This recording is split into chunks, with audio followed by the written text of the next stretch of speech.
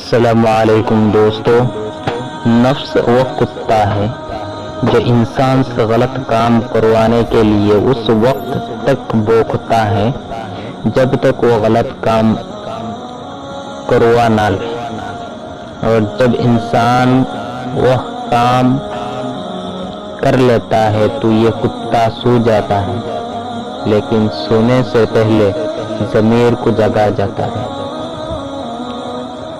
دوسرا،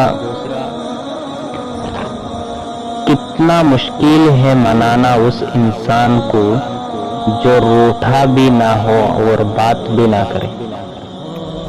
تیسرا اشعار، وہ شخص زندگی میں کبھی نہیں ہار سکتا جو برداشت کرنا جانتا ہو۔